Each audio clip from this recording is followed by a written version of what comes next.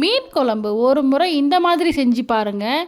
திரும்ப திரும்ப இதே மெத்தட் தான் நீங்கள் ஃபாலோ பண்ணுவீங்க. பாருங்கள் எவ்வளோ அழகாக மீன் உடையாமல் வந்திருக்கு. இப்போ நம்ம வீடியோக்குள்ளே போகலாம். பாத்திரத்தை வச்சுக்கோங்க. பாத்திரத்தில் நான் நல்லெண்ணெய் விட்டுருக்கேன். நல்லெண்ணெய் கூட கொஞ்சம் கடலெண்ணெயும் விட்டுருக்கேன். எண்ணெய் நல்லா காயட்டும். காஞ்சதுக்கப்புறமா ஒரு 1.5 ஸ்பூன் கடுகு போட்டிருக்கேன். அப்புறம் வெந்தயம், கொஞ்சமாக ஜீரகம், ஒரு 15 பல் தோல் உரித்து போட்டிருக்கேன். நல்லா பொரியட்டும். பொரிச்சதுக்கப்புறமா ஒரு 2 பெரிய சைஸ் வெங்காயமும் கொஞ்சம் கருவேப்பிலையும் போட்டிருக்கேன். நல்லா வதக்கி விட்டுக்கோங்க. நல்லா வதங்கினதுக்கப்புறமா கொஞ்சமாக இஞ்சி, பூண்டு, பச்சை மிளகாய் இது 3த்தையும் நல்லா அரைச்சி சேர்த்துருக்கேன். அதுக்கு நல்லா வதங்கினதுக்கப்புறமா ஒரு தக்காளி, பெரிய சைஸ் தக்காளி ஒன்று போட்டிருக்கேன். அது வதங்கிறதுக்காக நம்ம 1 ஸ்பூன் உப்பு மட்டும் போட்டுக்கலாம். தக்காளி வதங்கிறதுக்காக மட்டும்தான் நான் சேர்த்துருக்கேன். அப்புறம் வீட்டில் அரைக்கிற மிளகாத்தூள் இருக்கு இல்லையா, அந்த மிளகா அப்படி சேர்த்துருக்கேன் நான். வீட்டில் நீங்கள் அரைக்கிற மிளகாத்தூள் காரத்துக்கு ஏற்ற மாதிரி நீங்கள் சேர்த்துக்கோங்க. கொஞ்சமாக மஞ்சத்தூள் சேர்த்துருக்கேன். அப்போ தான் நிறைய மஞ்சத்தூள் போட்டிங்கன்னா தான் உங்களுக்கு மீனுடைய பச்சை ஸ்மெல்லு இந்த இது குழம்புல வராது. அதுக்கேற்ற மாதிரி உப்பு போட்டுக்கிட்டேன்.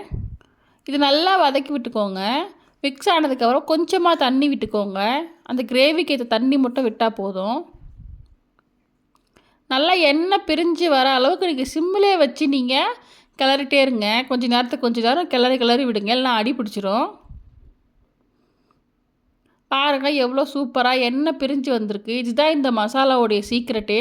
இந்த குழம்புக்கு நீங்கள் இந்த மாதிரி செஞ்சிங்கன்னா இன்னும் சூப்பராக இருக்கும்.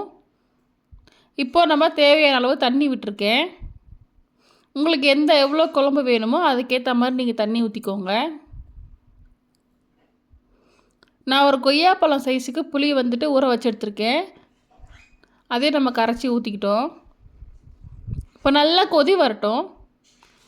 கொதி வர அளவுக்கு வெயிட் பண்ணுங்கள். இப்போ பாருங்கள் எவ்வளோ நல்லா கொதிச்சிட்ருக்கு. அதுக்கப்புறமா கொஞ்சம் நேரம் சிம்மில் வச்சுருங்க. கம்மி பண்ணி வச்சுட்டு நல்லா எண்ணெய் பிரிஞ்சு சைடில் ஃபுல்லாக வந்ததுக்கப்புறமா நீங்கள் மீன் போடுங்க. அதே மாதிரி மீன் கொதிக்கும் போது நல்லா போட்டுறக்கூடாது. குழம்பு கொதிச்சும் போது போட்டிங்கன்னா மீன் உடனே உடஞ்சிரும். கம்மி பண்ணிவிட்டு நீங்கள் மீன் போட்டிங்கன்னா மீன் உடையாமல் உங்களுக்கு அவ்வளோ சூப்பராக வரும். மறுநாள் நீங்கள் வச்சா கூட மீன் உடையாமல் இருக்கும்.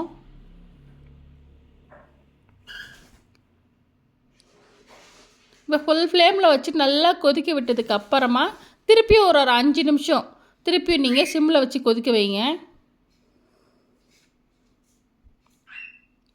பாருங்கள் எவ்வளோ நல்லா கொதித்து எண்ணெய் பிரிஞ்சு மேலே வந்திருக்குன்ட்டு.